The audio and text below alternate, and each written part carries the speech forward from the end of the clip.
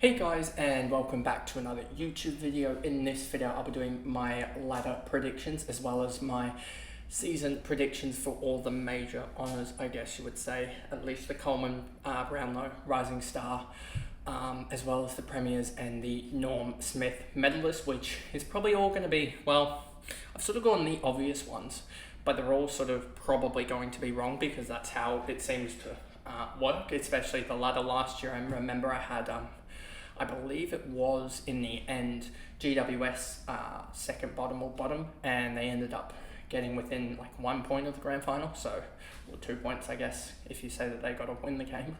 So yeah, pretty poor prediction, that one. Hopefully this year it isn't as bad, but it could be, as I've gone again another sort of boldish call, but not too bold. But anyway, before we jump into this video, it is going to be a sort of side-by-side comparison of what my ladder prediction is, alongside the actual game by game that I just done on Squiggle, just to see how it would go. So I reckon the easiest way to actually do this is to go by the teams and where I have them on the actual ladder, or my actual ladder versus the in-game sort of ladder. So that's the way we'll do this. But before we get into this, remember to like and subscribe if it wants to come up, and turn on the notification bell so you know when I upload, especially because we're going to have a lot of AFL fantasy content with, I guess you could almost say cash cows are going to actually come into the channel this week. Trade target's not necessarily going to come in this week, but you've still got the game reviews and then team previews for Supercoach and also AFL fantasy. And sort of how I'm shaping my team based on round 0 could actually be coming out on like a Saturday or something. But anyway, let's jump into this video. So first up, in 18th place on both my predictions as well as the ladder by game ladder, is the West Coast Eagles. This was a tough one. It is tough to see a team on my game by game to have only 2 wins, even though they got 3 wins last year, etc. So that obviously is probably going to be wrong. I wouldn't be surprised if they scrape 4 or something like that, because there is going to be probably an upset. But I hope for West Coast's sake, I mean, I have them down at 71%. I hope that they can get somewhere around that 70, 75, because I believe they had like a 48 or 50 something, a low 50s percentage last year, so it wasn't too pretty. But yeah, they just need to blood games into youngsters. It's going to take a while. They sort of didn't want to go into a rebuild for 2 or 3 years now, and they've finally sort of turned the corner and done it.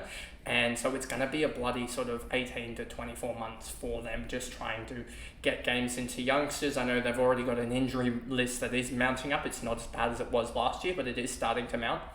So that could become a worry. But yeah, I do like the prospects of their midfield of Jinby, Hewitt. I mean, you've also got Tim Kelly there, who's still pretty damn good. You've got Elliot Yeo, you've got Harley Reid, who looks pretty decent, even though there was a scare with his first trial game that he wasn't going to be that good. You've got Oscar Allen, you've got Liam Duggan.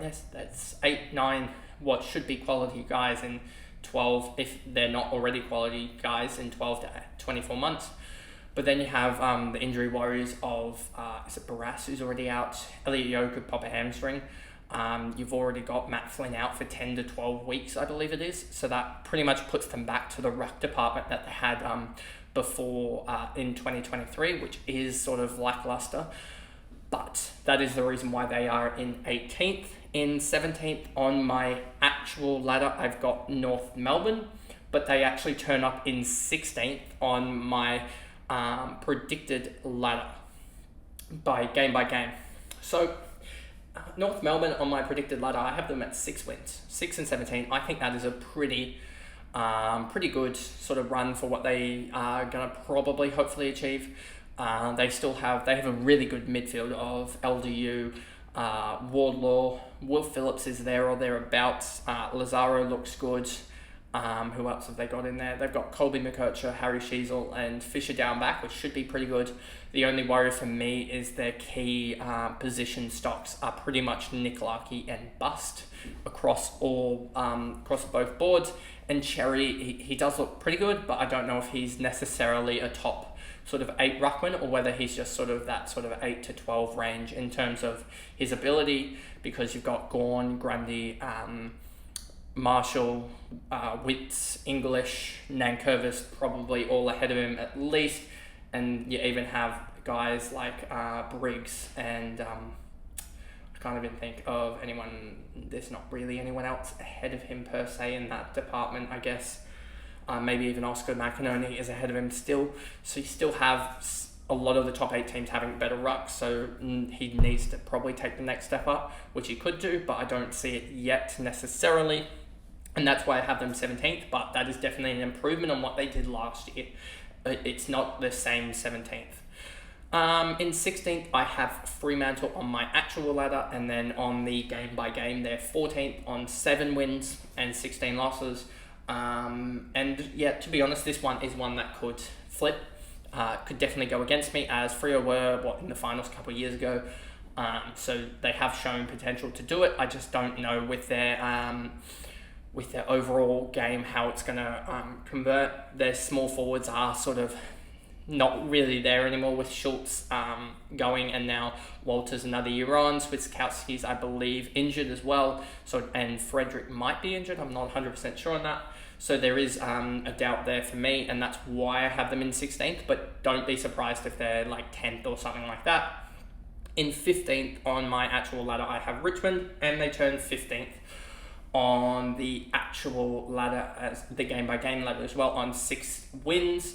So yeah, they're in and around the bottom. I think they will have, Tom Lynch is out, Graham's already out. And Dusty Martin's out for round 1. I wouldn't be surprised if Dion Pressia did a hamstring. Toby Nankervis is already out for round 1 as well. So they've already got 3 or 4 of their veterans out. And yeah, it just looks like they'll have that. And it won't necessarily, I don't think, be big injuries. They'll just have those 1 to 2 weekers for a lot of their guys, and pretty much consistently have one of their top cohort out. And I don't really rate their underbelly. I don't think Hopper is too influential as he was when he was back at GWS. Thomas Dow's coming through, but he's still going to need another 12 months, I reckon. Gibcus he's looking good, but he's a rookie, or basically a second-year player, so he needs time to develop as a key sort of or third tall back. And yeah, I just don't think their stocks are too deep. Their depth doesn't look the best, so that's why I have them in 15th. In 14th, I have Essendon. And this one actually shocked me when I looked at the game by game, because they're the team, if you've been following along, that are in 17th currently. So yeah, they're a little bit down in the game by game, finishing a 5-18 record. So yeah, they're a little bit down there, and I just don't believe in the hype, to be honest with you. Ridley's out, which could cause chaos down back. He seemed like one of the stalwarts down there. I know that they've got Zach Reed coming back there. I don't really rate the acquisitions of Ben Mackay, and also Gresham shouldn't influence the needle too much. Todd Goldstein, I don't think will influence it too much. And then who else did they bring in? Was it Xavier Dersma? I think he's a pretty good player, but I don't know if wing role, which will free up Martin down back, I don't think that'll influence it too much. I do think their midfield is quality in Merritt and Parrish, but who is that necessarily that third midfielder? If it's Setterfield, then that's pretty good midfield, but if you start dropping down to like a Sardis or a Shield or someone like that, then you start getting worried. I'm just worried that a Parrish or a Merritt will do an injury early, and then they'll have no midfield depth to go through there. And then I'm also worried about their forward line, especially their smalls being a little bit too makeshift, and Jake Stringer's obviously probably going to do an injury at one point. So there's that worry as well, that they're that the depth isn't necessarily there. But I'm pretty sure this one, at least the game by game part, is going to be wrong, and I don't think they'll finish 17th in the game by game, and that's why I have them 14th. But there's that. 13th, I have Hawthorn on both accounts, and they finish with 9 wins and 14 losses. And this one could easily be wrong. Maybe I've tipped their ceiling rather than their floor with their potential injuries, especially down back. So that's why this one could easily be swapped with Essendon, I think.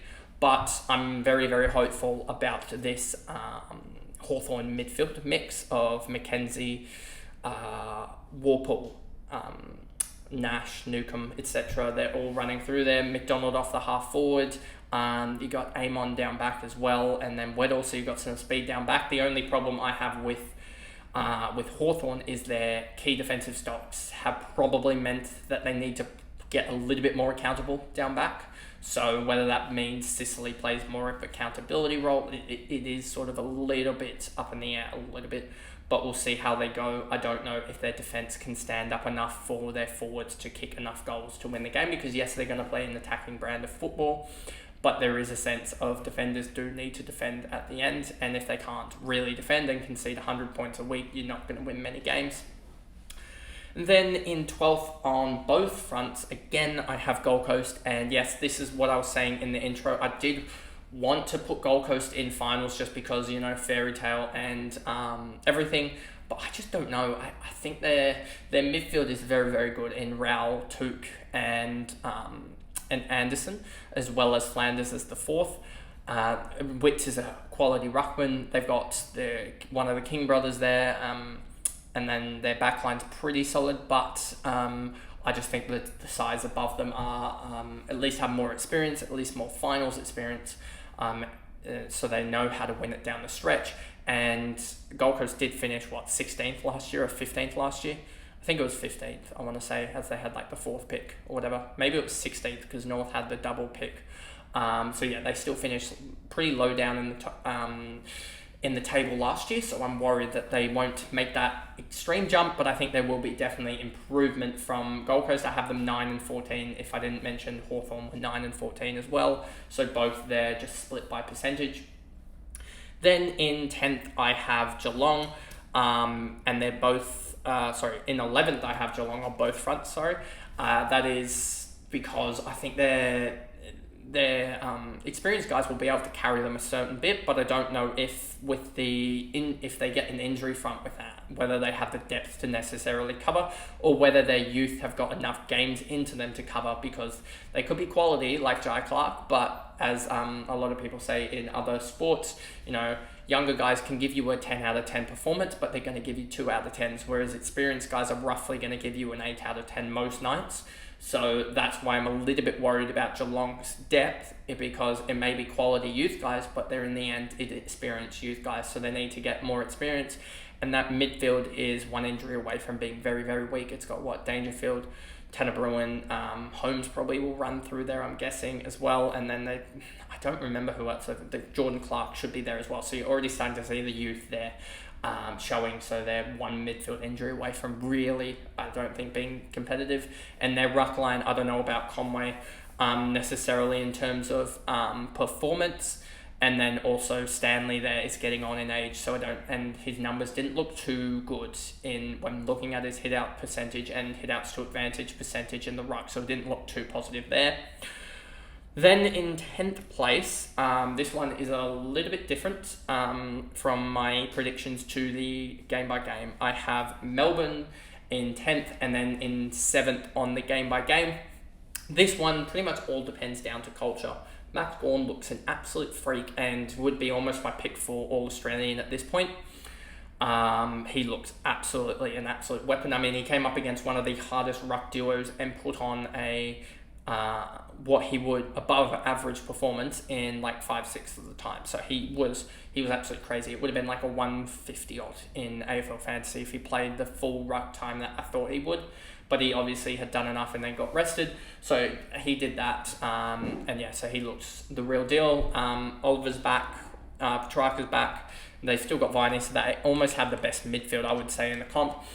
So there's that. But the only problem is, how is the cohesion going to go with everything? Is Oliver going to be back to his best, or is it going to take him 3, 4, 5 weeks to get back to his best?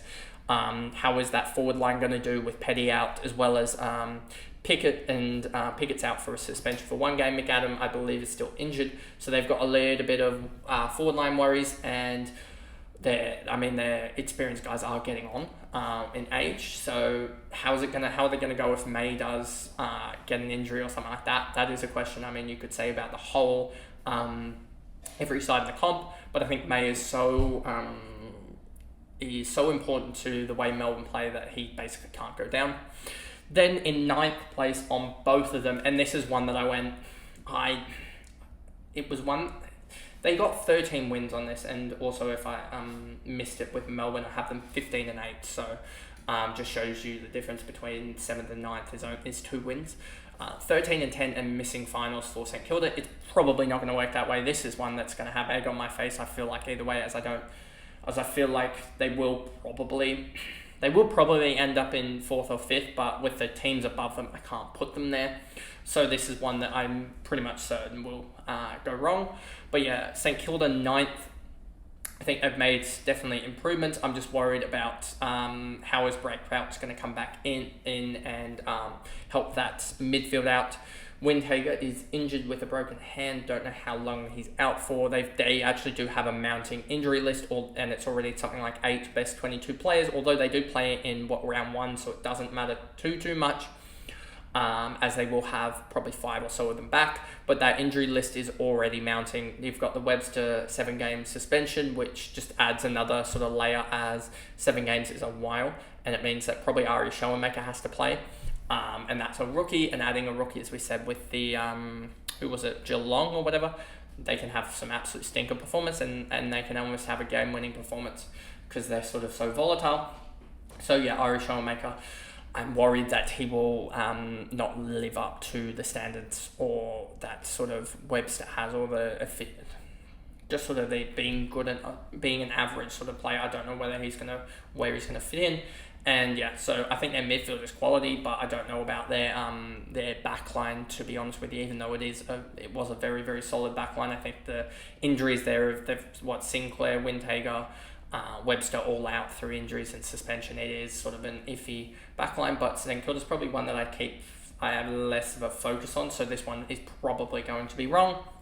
8th, I have Western Bulldogs, and they're 10th on the game by game.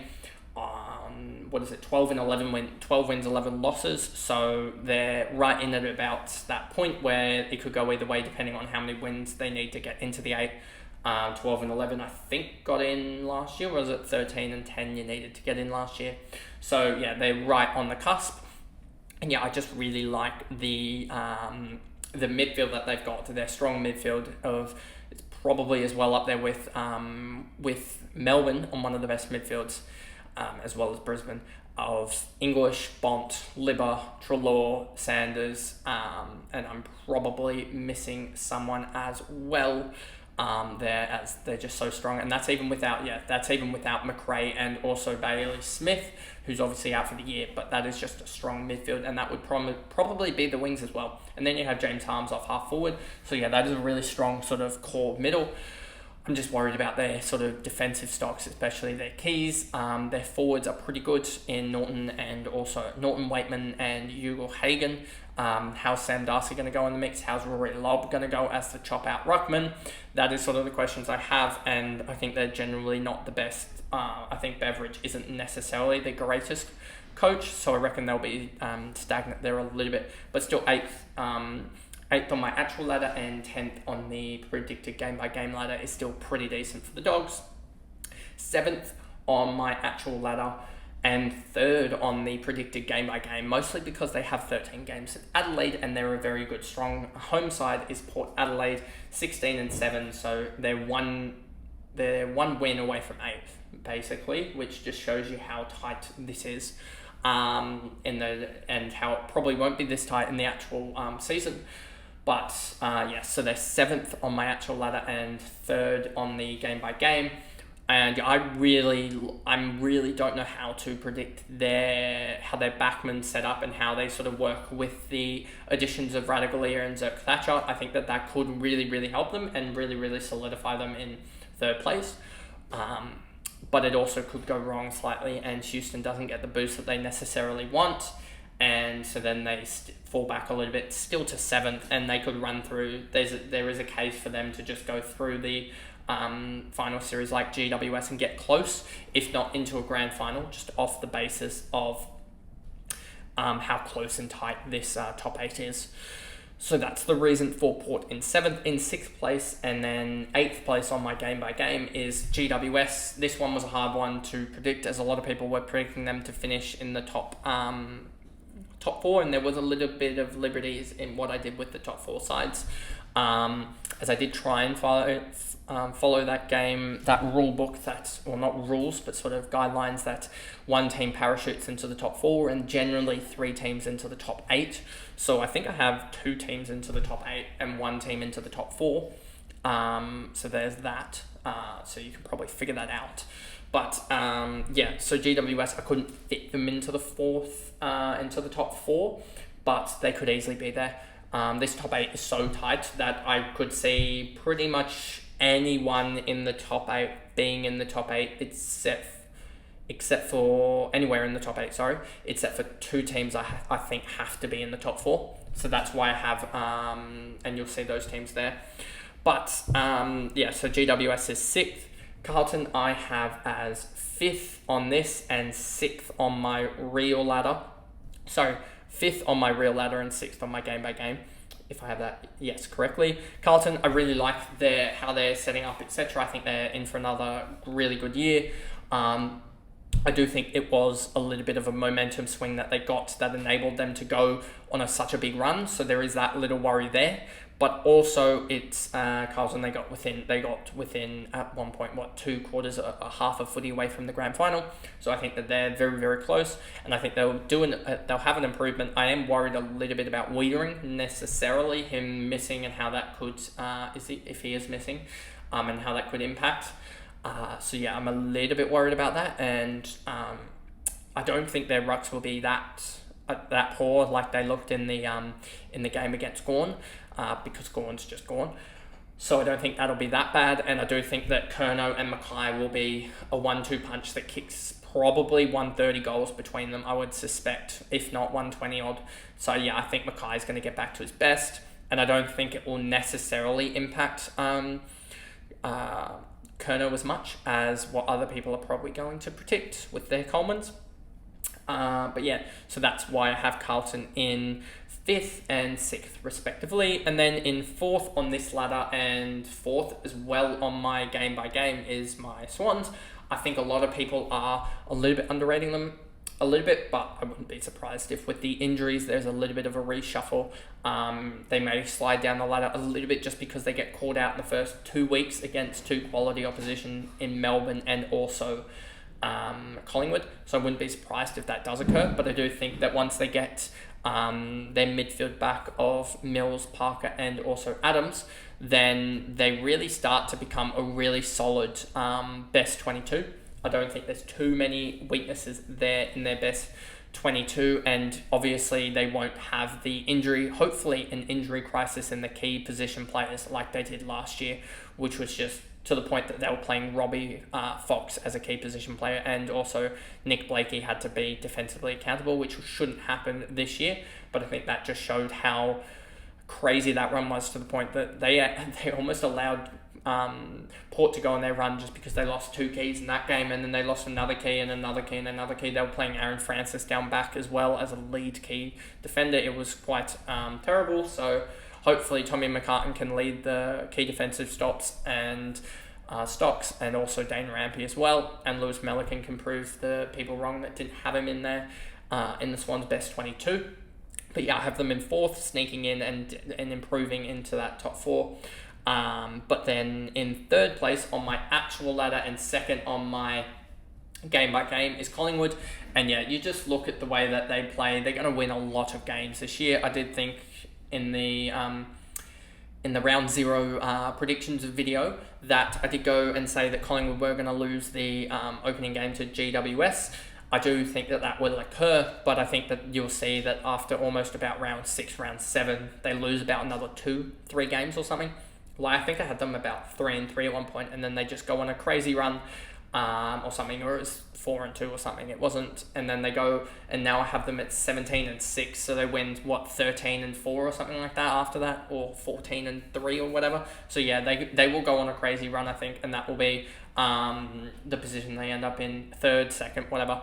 I think that they will be primed for another finals run, and I think that they could easily go back to back. I don't think they will finish 1st, as I think Brizzy will do that. But I think that they'll be right in amongst the mix, and it's just getting that double chance at the moment that is the crucial thing, I think, in in the finals, as I think that it is so tight. There are probably 8 legitimate top 4 threats. If not, yeah, there's probably 8 top 4 threats and about 10 teams that could make finals, which is really, really crazy to think about. Then in second place on my actual ladder and where are they? 5th on my game by game. Sorry, I'm looking over to see. Is Adelaide. I have them parachuting into the top 4, into second place. I just think they're going to be almost unbeatable at home, if not do a Brisbane end.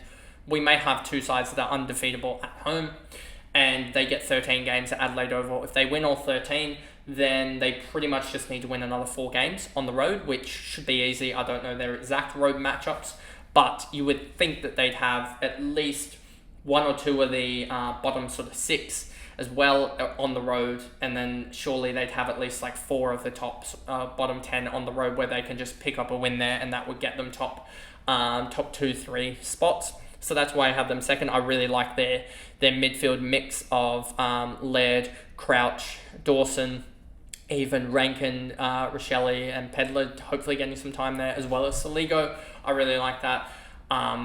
I do think that Dodie will be a big miss, even though he's been injured at times during there. And I do think that Thilthorpe going down for 3 months will be a little bit of an issue. But I think they brought in Chris Burgess. I think he will be underestimated by most, and I think he will do all right there. But yeah, I really like the look of the Adelaide lineup. I do like how they have a lot of small forwards that can run into the midfield as well. So I think that'll really help them out, and that's why I have them second and 5th on the game by game. Then in top spot across both of them is Brisbane, just because I don't see them losing.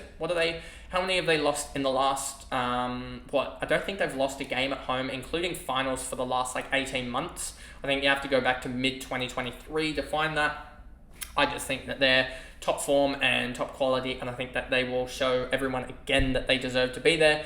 They are missing Dodie and Ashcroft for the first little bit of the season, but they basically playing the same team as they played in the grand final and got within 4 points to the premiership away from home at the MCG. So I think once you get Ashcroft and then Dodie back there, it will be a crazy lineup. Yes, they do lose Gunston, but they'll be fine. I mean, he was doing some stuff, but he wasn't doing anything crazy. So yeah, I really like them. And then they also have Jasper Fletcher coming in as well, who should, coming and growing again. So I think he should do really impactful stuff. And yeah, I just really like Brisbane, and that's why I have them first across both ladders. So now that we have the ladders sorted out, I wanted to go into the season awards, and the first award that I have is the Coleman Medal. And you have guys like, I've seen Hugo Hagen, I've seen Curnow back to back. I've seen potentially some people saying Mackay. Tex Walker's popped up a little bit. Oscar Allen, I think, has popped up on someone. Jai Amos, I think, popped on someone else's, that content creators. But I think the second obvious one I'm going to just go for is Nick Larkey. I think he gets slightly better service into the forward line, and that's why he just bangs another. He had, 70 goals last year, something like that. So I think he bangs an 80-goal season, and I think you will see Curnow maybe drop just 5 goals. It's not going to be too much on Curnow's output with Mackay getting back to his best, but I said 120, 130 between them. I could easily see Curnow going 70 and Mackay going 60 or 55, something like that, and that's how they sort of split. So I have Larkey winning it with 80 or so I reckon he could kick. Then the Brownlow, I've seen Bont, a crazy ton. I've seen one person go with the obvious back-to-back of Neil. Seen some go with a Butters or a Rosie. Some go with Tom Green. Seen a couple go with Errol Goulden. Who else has popped up a little bit? Just looking through the sides. I don't think I saw any from Sam Walsh as well, but he's out for a back injury for a couple of weeks, so I think you can rule him out. But I think I'm going to go with the dead obvious here. Keep it simple. Go with Nick Dacos. I think he's going to win the Brownlow pretty... not convincingly, but I think he wins it by 2 or 3 votes over Bontempelli, as I think he missed 6 games and polled 28. I think he could easily poll 35 with the way he plays, so that's why I have him there in Nick Dacos in the Brownlow medal winner. Then the Rising Star, again, I've gone basic again and just gone with Sanders. Yes, seen a lot of people go with Reed, a lot of people go with McKercher. I think that McKercher will be slightly faded a little bit by Sheasel and Fisher being back there as well.